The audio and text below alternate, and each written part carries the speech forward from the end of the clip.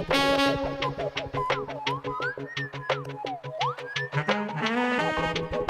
good? You all ready? You good? Ready? Good. All right, ready? All right.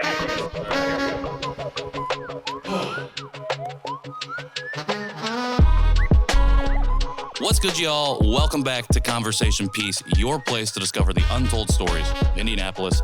My name is Patrick Armstrong. I am your host, and we are still in 2025. I don't know what I was thinking we were going to be in or where we were at, but it is 2025 still. That means it is still the year of community.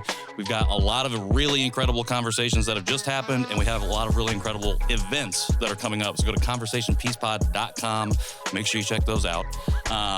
But until then, I'm really excited about my conversation today. My guest today has been called the Jake Huber of emo music videos, of which he is a prolific director who has worked with bands big and small across the country, during which time he has produced some really incredible art. I've only recently become familiar with him and his work, so I'm excited to learn more. So without further ado, it is my great joy and privilege to welcome Michael Herrick to the show. Michael, thank you. Hello. Thanks for a beautiful introduction. You're very welcome.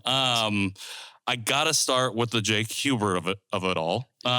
Would you say that's an accurate description? I would say flawless. Flawless description. Okay. Yeah, basically, I'm just Jake Huber with hair. Burn. I like that. That's a sick burn. Yeah, got him. Huber burn. We're gonna keep Huber a counter burn of one. those running on this episode. So I have an idea of what that might mean. But I was wondering what that means to you. What it means to be the Jake Huber of something. Probably just volume. Is probably would be like what it boils down to. Because we're both shooting constantly. Okay. Just like putting out absurd amounts of content. Sure. And that we're both young, radicalized schizo gentlemen. Well, okay, what does that mean? Crap. we're both weirdos creating, I think. I like it. Yeah. One of the things that I think of when I think of Jake Huber is like, we talked a lot about practical builds on his music videos. Yeah. And I feel like from what I've just recently learned about the stuff that you do, I feel like there's a lot of practicality in what you do and the work that you do. I was wondering where that love of like practical, like creating came from. Yeah. Practical in the sense of I really like getting things in camera. Sure. Okay. Yeah, I guess that's where my brain went initially when you said practical. So I guess to define, he's like, when we talked to Jake, he talked about like he wants to build something like physical, like a physical set, which is what I was using as practical. But okay, I like your definition of it too. I like that. Yeah. Yeah, I guess I just immediately went to like AI and VFX Sure. and like that side of the creator world, which is cool. Yeah. It's not my cup of joe. I like that. I like, getting things in camera and kind of basing production off of that. For sure. Which sucks. I think it's much easier to, pay a kid on Fiverr $500. Sure. Compared to like creating a room, right. Giving art department $15,000 versus someone, a VFX guy, $1,000. It's a much more difficult thing to accomplish. For sure. But I love doing set builds as well. Yeah. There's like there's something cool about truly having like 100% of creative say, like bringing in flats and then like building out a room or whatever you're doing. Yeah. Gives you a lot of freedom. Would you consider yourself always to be like a maker, like with your hands, like when you were growing up? Did you like making stuff? Not a ton. Okay. Usually been just in my head. Sure. Big ideas guy. But oh boy, will I outsource someone to do the making for me. Sure. But you're the concepts guy. Yeah. Concepts always guy. been the concepts guy. Concepts guy and a little worker bee, I think. Okay. Worker bee. Perhaps a networker. Networker bee. Maybe the networker bee. Yes. Yeah. Maybe the combo of those. Yeah. Yeah. When you were growing up, you grew up in Illinois, I think. Yes. I read. Yeah. Yes. What were you? I heard that you came up listening to Midwest emo. Yeah. which I heard you describe as noodly guitars and people trying to sing, which made me laugh really loudly because I grew up on Midwest emo. Oh, cool. So I wanted to start with from this, like, what was your favorite like Midwest emo band when you were growing up?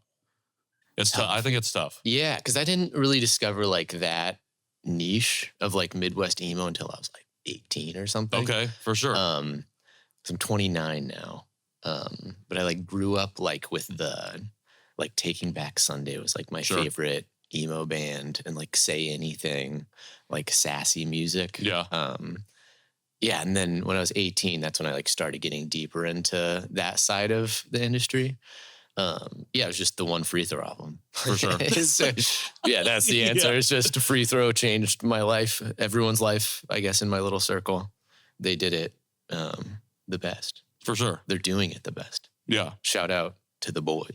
Shout out to the boys, for Shout out sure. to the boys, yeah. Did you know when you were like listening to music back then, and especially as being like a person conceptualizing, were you conceptualizing like visuals for music that you were listening to, or even just anything that you were kind of consuming? Nah, not a ton, which is not a good thing for a music video director to say. I think like my love of in like producing or like directing in the music industry just comes from like the personal connections. I really enjoy being around artists. Sure. Like musicians. And that's been like the main driver for like my career. Yeah. Less of like I have a story to be told or anything, and mainly just being like a reliable person that can like accomplish a vision that everyone's excited about. The networker bee. Yeah. You meet the people, you establish a relationship, and then it's like, oh, I have this other thing that I do. Can this help you in some way? Yeah. You can trust me with your tiny budget. I will make sure we're all happy with the product at the end. So I think that like, so that's, I think where from your YouTube channel, at least what I saw is where you started with, especially the live shoots, covering live performances. And I think I heard that's kind of how you fell into covering or like touring with bands too. Did you like just happen upon shooting for somebody, or did somebody reach out to you and say, hey, I like the pictures that you took. Would you be interested in doing this? Or did you just know somebody in a band and we're like, hey, I'll also do the video when you do this next show? Yeah, it was so pointed. Like the beginning part of my career is when I was 17 years old. I grew up in a small but very active music scene in the Quad Cities. It's like the western side of Illinois. But it was like very active, like probably like 2 or 3 shows a week at like 100 people or so. That's pretty good. Which like for a tiny like DC market, that's awesome. I'm so thankful to come from there. Like a lot of like very niche genres that it wasn't like rock. It was like scrams and beat down, like very tiny music genres. Yeah. But I just became addicted to like going to shows and meeting people and like trying to document like the performance that was going on. So like that was just, totally me with a Canon T2i. Yeah. Just going out on camera flash directly in everyone's faces. But yeah, that just like kind of spiraled into like, wow, I can like people are excited to get a picture back at the end of the night or whatever. For sure. Especially like there was a lot of like hardcore, so like getting like pictures of like people moshing. It was just a cool thing. It was like being able to contribute to the music scene. Yeah, is what drew me in. Sure. That it was like this is a organic community of like-minded misfits. Yeah. That were like all coming together for the sake of like creating art. For sure. Within this little, city on a river. So I guess, like all of that to say, just I loved it so much. I wanted to document as much as I could. Well, growing up in like so I grew up in rural Midwest, Indiana. And cool. I think I'm 35. So I think we kind of have some crossover in timelines of what we were listening to at the time. And I think when I was in high school, early YouTube, the coverage and documentation of bands, I think it was out of this world to me. And I don't know that a lot of people were interested in maybe doing the capturing as much as being captured in the yeah. moment.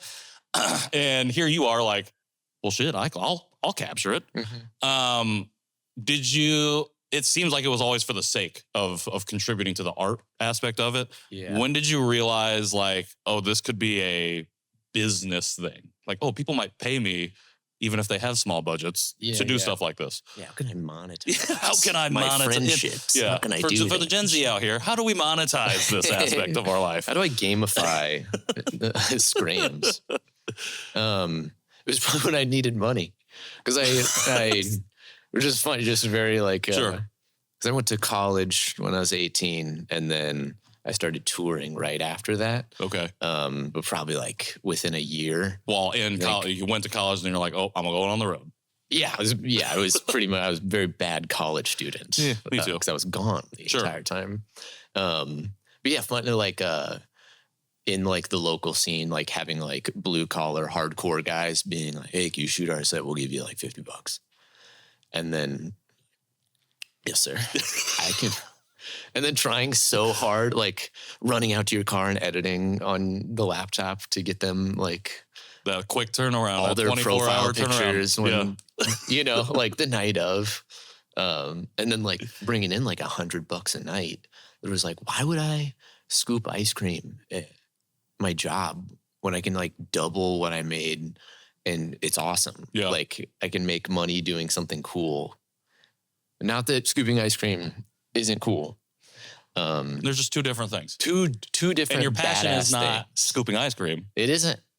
That's okay. It might be some people's passion. I know the people at Lick, they're all about ice cream. They do. And Lick has great ice cream. Shout out Lick. And shout out to them. But Michael Herrick is not scooping ice cream. I meant to take pictures and videos of 35-year-old divorced dads. Shout out to the divorced dads. Shout out divorced dads. Yeah. I'm not a divorced dad. Same. We love you, wives. Yeah, married dad. But also shout out to the divorced dads. Yeah. For sure. They're there. So I think it's interesting, like as far as I'm aware, your whole career is music video direction.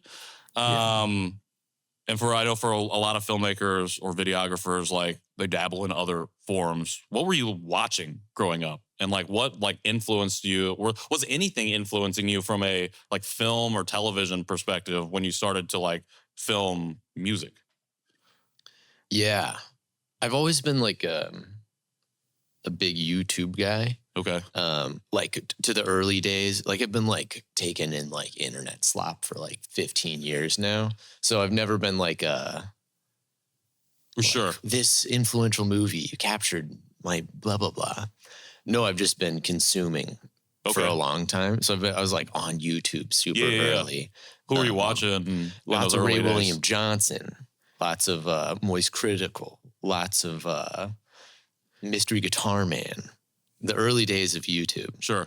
You bring up Moist Critical, someone you just got to work with. Just got to work with them. How was that? Yeah. Does that feel like a full circle situation? Yeah, it was weird. Yeah. Because, you know, I haven't watched him for, you know, a handful of years or whatever, but he was like one of the guys that got me into consumption.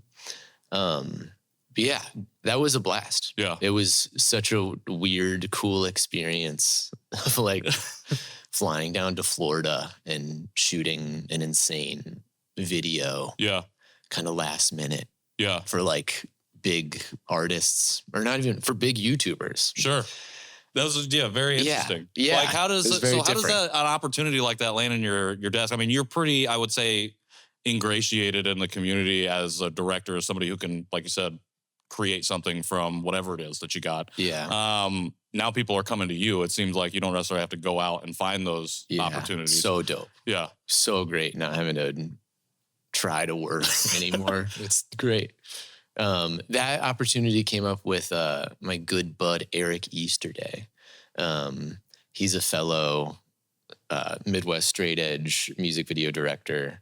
And we kind of tag team a lot of projects. Okay. So like usually you like get X amount of money to shoot a music video. And you can either like hire out like, you know, director, producer, AD, DPAC, gaffer. Or you can just have two guys go schizo mode and Sure. then barely make minimum wage. So we've been doing that together of just like, yeah, just the two of us like hauling ass on set and run and gun shooting. So that's kind of like how we got pitched to do this Moist job. So he got hit up by Moist, like day-to-day producer. Sure. And we thought it was a scam at first. Sure. You know, that's like very like Saudi Arabian prince, like getting the email like, Yeah. I need $50 or whatever. Moist, yeah, the YouTubers, you know, please fly to Florida. But no, it was legit. So it was cool. It was very weird doing work outside of the music industry because there was no like oversight. Like there was there's no label or anything. Yeah. It was all just like a bunch of YouTubers getting together being like, let's make something dope. Yeah. And then, they called us out and pretty much gave us creative freedom. Nice. Yeah. Did they have like the concept and then you just extrapolate on that? Or did you come and like conceptualize based on the baseline ideas? They, it's part of cheap versus expensive series they're doing right now. So they did like a cheap version that was like they filmed on like an iPhone and like in their studio with no lights or anything. And then they brought us down to do the expensive one, which was how does it feel to be known as the expensive version of it's filming? Disgusting. I love it. Have I sold out? I don't know, but I've got the bag. It's dope. It was good. I'm glad that is how we got the budget. For sure. Because they gave us they booked a volume wall, the LED like massive they film like the Mandalorian 7/8 of Star Wars now. Yeah. That's like so that was our first time shooting on a volume wall. That was the only thing. They were like, hey, we booked this at a studio. We need to use it. Now you need to do the rest. So Eric thought through like all the creative, and then we got our friend Avery Waite. He's like a VFX artist from Dallas. He did the Dave Blunt's music video. Okay. If that's a thing. But so he created like all the assets on the wall. And then, busted it out. Yeah. In a 7-hour period. It was awesome. That's awesome. Yeah. It was very fun. We talked about like practicality at the beginning of this. What was it like to shoot on the volume, which is, I mean, you can put practical assets on the floor, but everything around you is some sort of digital. Yeah. Yeah. It was weird because there's so much freedom. We could kind of do whatever we wanted. Okay. And it was also our first time. So we were like on the job learning. Does that make it more difficult to have unlimited freedom on that way? Oh, yeah. It was, we were really trying hard to make it look like we knew what we were doing. Because it was like, like there's like 100-foot LED wall. Sure. And we don't know how to operate or anything. So we'd just be like, hey, LED tech, can you move this 7 feet? And then it ended up being perfect. Like we got all our shots in like met our hours and whatever. But it was a lot of freedom. Sure. But I'm jacked with how it turned out. It's it was very forgiving. Yeah, for sure. It was like a heavier song, so there's like fast cuts and lens whacking and stuff. So it's very nice. I like this idea of kind of like you're very established in your career to where like people who have millions of followers are inviting you and your team specifically to come do these things. And you are given the keys to the kingdom and you're like, okay, I don't know exactly how to do this, but we're going to figure it out on the go. Yeah. I just watched a video or your BTS for Dexter and the Moonrocks, who I believe is a band that just shot their first music video. Yeah. And so they were doing one of the things, I wasn't going to ask about this, but one of the things I saw in the video was that you were trying to figure out how to do something. And if you cut to one of the guys, he's like, we're Googling it now. so like, has that always kind of been the way that you approach a project? And is that something that you are more interested in working on as you kind of move forward in your career, stuff that you've never done before that you kind of just learn on the fly? Yeah. Yeah, that's kind of two-sided because I feel like now that like we're all just like the turnaround on like cool stuff is so fast. Sure. That it's like now everyone's doing like shutter drag. Like there's so many different. Oh, check it out. You'll love shutter drag. Everything's changing so fast. I sound like a boomer, but like to keep up with the trends, it's very difficult. So I always try to like do new things as much as possible, which is like kind of like what I was talking about, like outsourcing a lot of it. Sure. Because I'm not about to be like, yo, let me learn Blender for the next month. I don't have the time to do that. But I can like throw racks at my friends who are like big Blender guys and be like, yo, do this. Yeah. And they get work, I get work. The video ends up looking cool. It's kind of awesome. I try to like always do something new with every video that I'm directing or producing, like being a part of. Yeah. But also like the other side of that is a lot of the times you're learning on the fly because you are doing something you've never done before. And all of this is like last minute. And a lot of the time it's like low budget. Yeah. So it's a lot of like just showing up on set being like, hello, I am number one I am number two. I don't know what I'm doing. Please respect me still. Sure. So like the balance of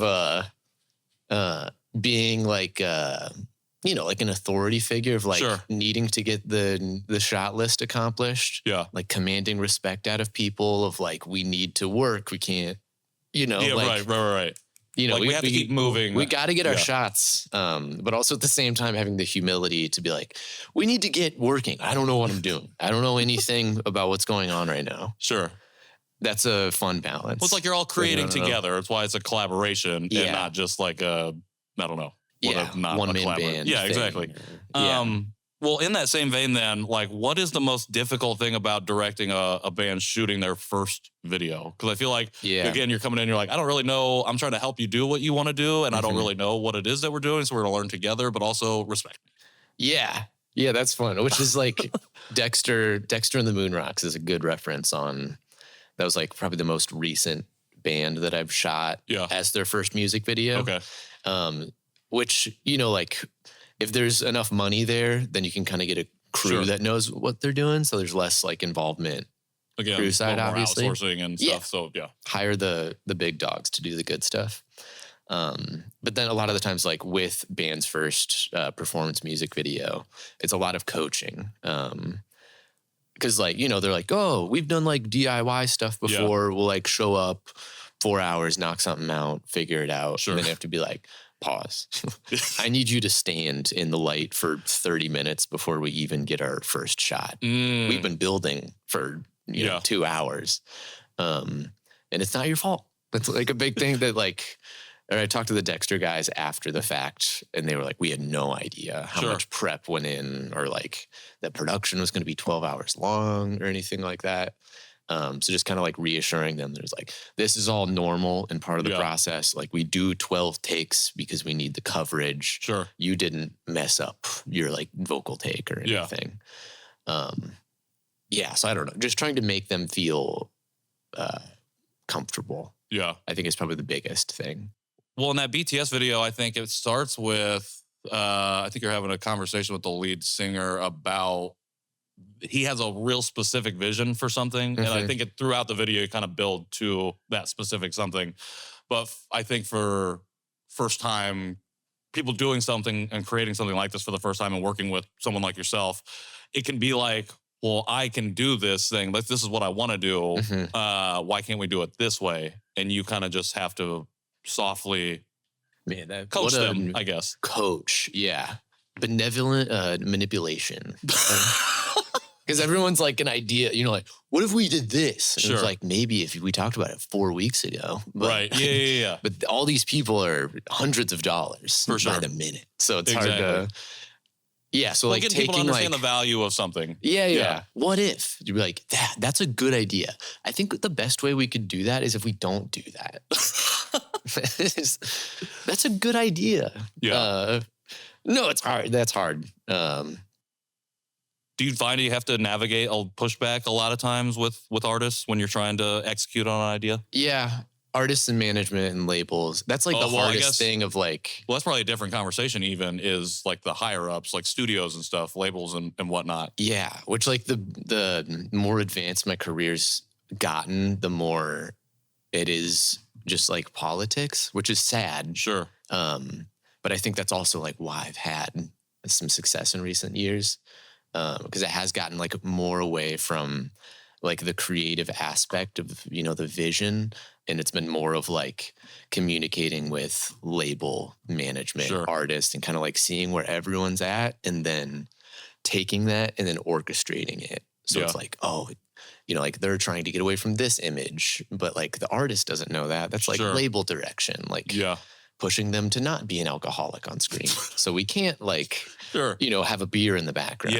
But like the artist wanting to be like, what if we were drunk? Right. That's the needle, quite the needle to thread, I feel like. It is. Yeah. Yeah. Which is like also, it's good. Like I'm probably leaning into it a little bit too much right now, but. I mean, I think you're just given the reality of the situation that a lot of people don't know. Yeah. That is like, that's such a massive part of this, like specifically like work in the music industry. Is just playing the game, like playing politics with all the different parties at play. For sure. Yeah. So how long have you been based here in Indy?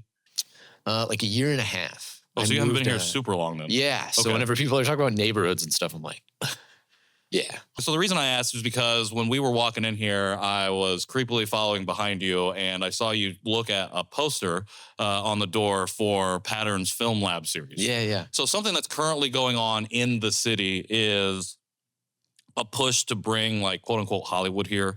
But I think what organizations like Pattern are doing is really trying to figure out ways to invest in creators and the creative economy to make it worthwhile for people to want to film and create and do stuff like that here.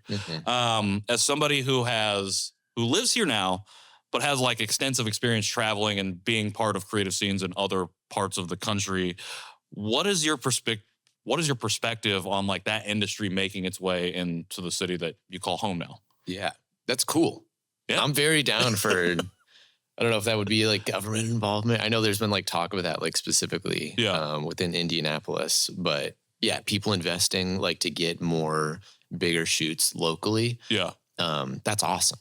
I just started pitching to bands that they come to me, like to Indianapolis now. Okay. This is my first time like living in a like proper city. That don't like you mentioned Hollywood, like bringing Hollywood here. Like I can double a budget if we do it in a B market. Sure. So it's like, if you guys travel to Indianapolis, we'll get so much more bang for our buck compared to like LA or New York. Which it sounds like I'm trash talking LA and New York because I am. I hate you, LA. I hate you, LA. You're not better than us. Yeah, I'm down. That's sick. I've got some friends in Cleveland, Ohio, where I think the government did that like 20 years ago or something. Sure. Because there's like a massive community of like film, like Superman was filmed there. There's like a lot of like big budget stuff coming to Podunk Midwest, which is sick. And it helps like give us cool jobs locally. So we're not flying around the country. Yeah, you can be home more. Yeah. I can be with my family now, which is sick. Yeah, and I think it gets like younger people excited. Sure. To like make production or video, photo, like media a viable career. Yeah, like it makes it seem possible. Yeah. Yeah, like you don't have to like leave or quote unquote escape. Yeah, you don't have to go to LA. Sure.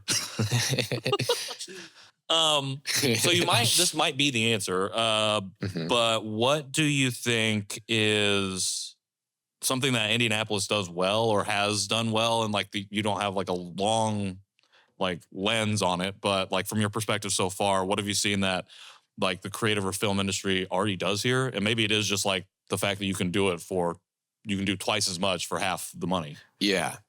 I mean, that's probably realistically the biggest selling point. For sure. Is that like, like if I'm pitching to a label, if we have $20,000, be like, I can shoot this on a better camera, better lenses. I can have 2 more crew members and we can do it next week. Like everyone's jacked to have the work.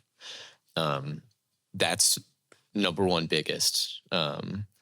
I love Indianapolis, like specifically like the production community, the world there.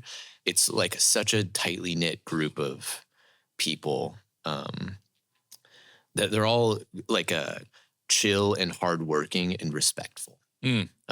Because there is no union here, or not a union that I know of.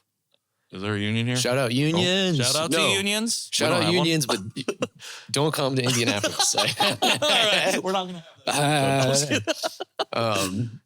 But like, that being said, like, okay, so no union, there's no like overarching affiliation that's going to like punish people or like give work to people. So a lot of it is just like showing up to set, doing a good job, and being chill and not like creating drama on set or anything. Cause like you won't get work if you, if you're not like a chill, hard worker, which is cool. So it kind of like filters out. There's like a natural filter to the production community here that I love. Like I've been here for like a year and a half, 2 years now. And like I came in not knowing anyone. And then now I've like everyone I talk to every day is like my friends that are I work with locally, which is very cool.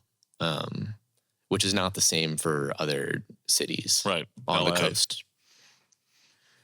Was there a reason you chose Indy specifically? My beautiful wife lived here. I went to school in Marion, Indiana. Okay. Wesleyan, I think? No, Indiana Wesleyan. Shout out Wesleyans. And she moved down after she graduated, and I traveled. But I wanted to settle down. Yeah. So Indianapolis was the spot. Nice. Yeah. Well, you brought up community and the production community here. Mm-hmm.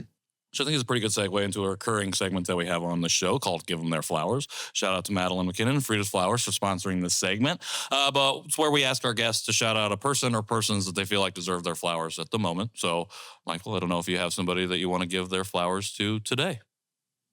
Yeah, Indianapolis specific. No, it could be anybody. I want to go Indianapolis. You can go Indianapolis. If there's somebody in LA that you think needs a lifeline, you can do that too. Yeah, no, they'll be all right. They have tons of work. They don't need me. Jake Huber, 100% Jake Huber. Going Indianapolis specific. He's like, he's kind of the glue that holds everything together. Like he's like our, DIY producer. He's like constantly getting people work. He, puts a lot back into the community. Like with music in transit. I just went there for the first time and like kind of saw what the vibe was. And it's like, he's not bringing anything home. It all goes back to the artists. Yeah. It's like awesome to bring in. Like there were like 5 shooters and 3 of them were like in college. Oh, okay. So like constantly like bringing on kids to jobs.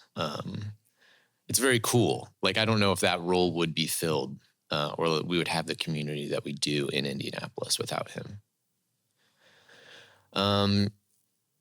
He's also a dumbass. Maybe I got to throw that out there. You can't go that was too way high. too kind and can't genuine. Go too high, for sure. Yeah, he's also stupid. Yeah, you got about 20 more seconds of whatever you want to do to balance it out. No, we love Jake. Shout out Jake Huber. Indianapolis needs him. For sure. Yeah. If you're not following him or Jay Golds on Instagram, you need to be connected to them because they both post about like jobs that are or roles or things that they need, whether it's just driving people around or actually fulfilling something on a set. There's always something in the story. So hop on there because those things fill fast. But if you're interested in breaking into that scene, I think those are 2 guys that can help you out. Yeah. Yeah. Okay. So you mentioned like it would be great for more productions to be able to be happening here because it keeps you at home. You are a new father. You got a family here in Indianapolis. How has fatherhood been treating you? Dude, it's awesome. It's so good. How old is your daughter? My daughter is 10 months tomorrow. Oh, very cool. Nice. Coming up on a year. Very cool. Yeah, it's so good. It's worth everything. Like the lack of sleep doesn't even it's not a part of the conversation. You kind of just forget that you haven't been sleeping. Yeah, because you've got no brain anymore. No, it's hard talking about it. Like, or I guess cool. You're a dad yourself, but it almost feels like offensive to like describe it to people that haven't had the opportunity to have a child because it's like. It's my favorite thing that I've ever done or been a part of with like nothing else. I completely agree. That it's the most fulfillment I've ever had. It makes me like want to work. She makes me want to work. Yeah, it's like such a fierce love that I can't describe because I'm a dumbass, but no brain. So it's hard to there's formulate no brain. the thought. It's hard to formulate a thought on, but you can feel the feeling. Yeah, it truly is like the best thing ever. Yeah. It's my favorite thing. I don't know if that's having a baby girl or having a baby boy or just the first child, but yeah.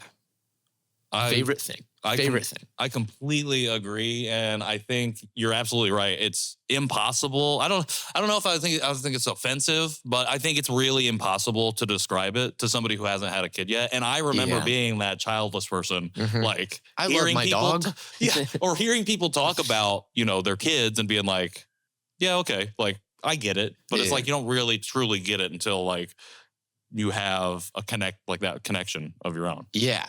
And it's awesome. It's so good. It's so good. Like the detriments are so few. I mean, it's like the good really does outweigh the bad, I think. And again, we've been privileged to have like a pretty idyllic situation over the last 15 months now. To where like we haven't had like a lot of illness or anything. So I haven't had like, he just falls and like hits his head all the time. So like, that's about the only thing that we're worried about. But that is true. Yeah. But it's just like at the end of the day, like we've been privileged to have like a really positive experience. And I know like, I don't want to discount other people who have difficulty in parenting. But at the end of the day, I think it's just like, it's just like, it's really a thing that you just have to experience to be able to fully live in it. Go-to experience, have a kid if you have a kid. Apparently, according to certain people in positions of power, they want people to have children. I think only certain people, but if you fill into that position, maybe just have a kid. 10 months, I think are you starting to see some creative expression like coming out? Man, just this morning before I left, she crawled into my office. Not crawled, scooted. Okay. Scat. Scatted? That's not scat.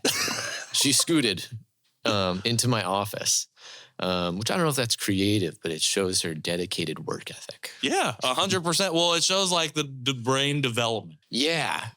The brain cells that we're shedding, they're picking up. Yes. And gaining knowledge and intelligence. She's been clapping a lot. Okay. Whenever we say like hello and goodbye, get the hand going. Nice. It's all very small stuff, but like seeing her as like barely a person who can't do anything and to like look at people's faces and interact with them and like start standing and stuff. It's crazy. Yeah. It's a nuts thing to see. Yeah, for sure. Makes me excited for the future. Like, what's 100%. This little thing gonna be? Yeah, it's like I've been telling people like it's the first time I really understood the passage of time because I'm physically seeing it. Like I don't look in the mirror and see it on my own face, but like I remember when you were this little baby that could fit in one hand. Yeah, and now you're this giant person who can fit in both hands, but I wish that you would just put yourself to sleep. Yeah. Please stop crying. Yeah, we're dealing with trying to figure out how to put ourselves to sleep at the moment. How do you hope that your daughter ventures into some creative field as a creative yourself, or what does that look like as you see her grow and start to like learn and do different things? Yeah. I would love to have her never listen to any music that I'm associated with. I think that's my goal as a father. The sad music. Sad or aggressive. I would love if she just listened to Gregorian chants or something. If she's listening to any, I failed as a father. I would love if she got into art though. Sure. It's weird to think about, like, what's she going to be like in 10 years if, she gets into finger painting or something. But definitely like exploration of that side of her mind. For sure. Yeah. That actually made me think of something. So you said on an interview that I saw that one of your favorite bands was Story So Far, or a long time ago at a certain point. Yeah. One of their albums, I think one of their first albums, on the cover of it has a picture of Miley Cyrus, Hannah Montana. Yeah. You just recently did, I don't know if it was post work or what it was, but you did some work with Miley Cyrus. Yeah. I don't know if we talked about full circle stuff before, but like, does that feel like a full circle thing? Like just to, again, you're starting to work with, or people are coming to you now and like the big names of folks and stuff that just weird tangential ties to your past, like, or at least that I'm picking up on. You might not have been aware of that. Yeah. Like, what is like, I don't know, just like, I thought that was really interesting. Just like another like tether, but like from where you were growing and learning to now this like more fully developed, I'm working with the people that were just, I don't know. Yeah. No, that's because I watched Hannah Montana religiously as a kid. Okay. So it was weird, like being a part of the creation process. That was just like, we weren't on site recording or anything. But yeah. I'm buds with some people now that are making some calls. So I've been like orchestrating the post process. Okay. For a lot of short form, bigger pop artists. Sure. Yeah. Miley Cyrus, Hannah Montana came across recently. Wow. Absolutely nuts, dude. Yeah. Yeah. So I've been like, I guess getting a little deeper into it. I've been trying to stay at home more. So I've been like leaning into the editing process the last couple of years. But there's just too much. So I started like outsourcing the editing process, to like friends in the Midwest. And then that led to another thing. And then there was like a Logan Paul clip, which shout out Logan Paul, shout out the Paul brothers, where they started outsourcing their editing to England so they could like go to bed and then wake up to a completed project. So I was like, dope, I'm stealing that. So I hired a random German guy that we followed each other on the internet, and then that led to another guy in Italy. So I've been like working primarily with like international editors. Sure. And then it's just exploded. Of like the ability to just like send out a bunch of iPhone clips and then wake up with like 15 TikToks to post the following morning. That's been very nice. It's been very nice. It's like a superpower. Yeah. Like pitching that to labels and management to be like, yo, like, I know it's very hard to like take all of these raw files and make something of it. Yeah. I'll be a part of that process. I'll orchestrate it all. You just have one point person, and you'll have it done when you wake up. Yeah. The huge selling point. And that's like what led me to get all that Miley Cyrus work. So we like delivered like 15 reels before everyone woke up the next day. Then they just got posted on TikTok. Are we about to start outsourcing our posts? Yeah, I know a guy. To across the seas? Okay, that's really cool. Man, I had a question to follow up on that with, and I'm now. Oh yeah, duh. Anybody that you're really like? This is, I feel like such a cliche, stupid ass question, but I'm asking anyway. Like, who would you want to work with? Is there anybody that you're like? There's a list. that you want to just cross off? Sadly, it's all like a bunch of bands that don't matter. But they do matter. I mean, they matter to me. Well, that's the thing. But see, that I think those are the more important, to be honest. Like, there's some stuff that I would love to do and people that I love to interview that I'm like, I don't know that anybody would care that I have this conversation, but it would matter to me. You could talk for hours. 100%. Yeah. No, there's like a handful of bands, but they're all like canceled or like no longer active. Shout out canceled musicians. Shout out to canceled musicians. Old Gray and Sorority Noise. Yeah. They're like a Philadelphia emo band that doesn't exist anymore. And like some of like Title Fight would be amazing. Yep. I would definitely like do passion projects for like that vein. Man, yeah, and then some like I don't think I'll ever get to the point where I could start shooting a lot of the artists. Like I've got another one, Keaton Henson, like a anxiety-ridden Englishman that would never come to the punk kid in the Midwest, you know? So it's like there's pros and cons of like being in a niche. It's harder to pitch to get out. Sure. And a lot of like the younger a country artist or Americana folk. Yeah, sure. I'm getting there. I'm close. Benjamin Todd is like one of my favorite artists. He's like, it's like raised like street punk turned into like hobo Americana, which I'm getting there, but not yet. I'm trying. Yeah, I can't sell the street folk part of myself very well yet, but that's goal in 2025 for sure. It's good to have goals. Yeah, 100%. I need to be exclusive enough to be marketable to just poverty-ridden people with no labels. Well, you're helping them. Yeah, and myself. Yeah, for sure. Fulfilling that part of yourself. Yeah, caring about jobs is a good thing. That is nice. Yeah. It sucks to be stuck in that soulless situation. Yes. Yeah. Yes. Been there, done that. Well, I appreciate you coming through. I feel like I've kind of been all over the place with this conversation, but I've just had so many things that I want to talk about. I'm just like, fuck it. We're just going to ask the questions. Yeah.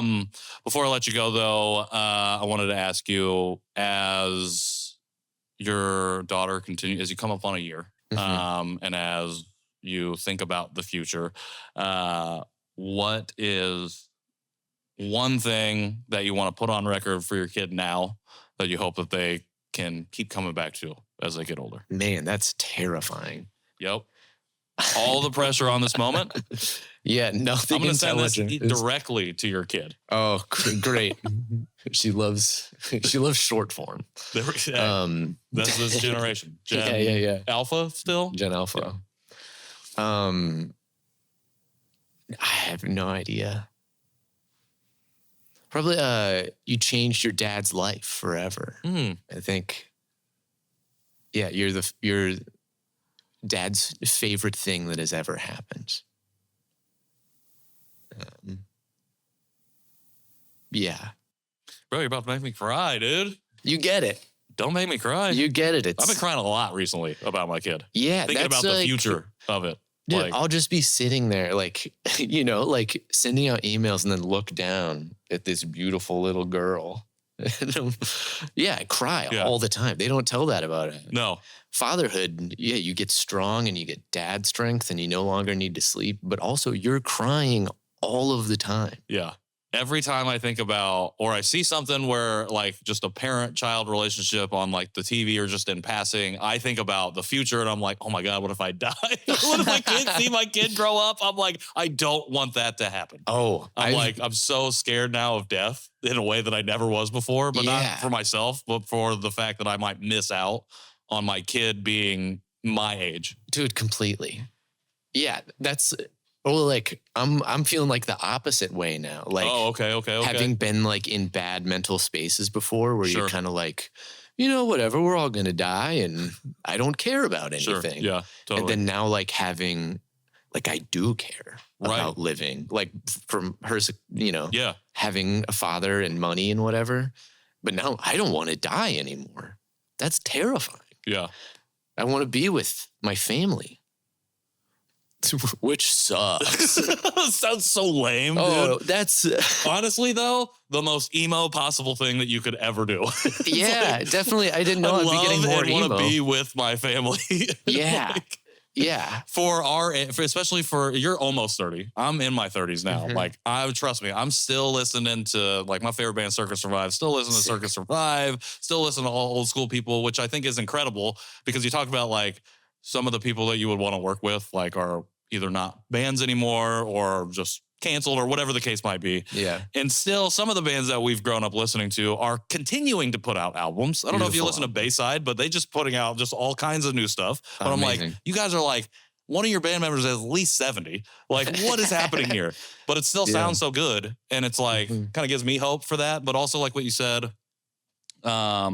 with your kid, like your kid makes you want to work. And like, that's how I approach work now. Like I've never wanted to work for anybody but myself in that way, for like my capitalist mindset. But as soon as my kid was here, it was like, I would definitely go work at McDonald's. So again, just to make sure that you're do anything in order to help her out. And then also like broader speaking, like the world, Like I want to make the world 100%. A better place, which is a weird thing, which is good for a good thing for the world. But I like, definitely like changing my thought process on how I approach a lot of things. It's for sure. Like, what's my daughter going to think of this? Like, which goes into a lot of the creation part of like, should I have everyone be naked right now? Is that going to make the world more beautiful for my daughter?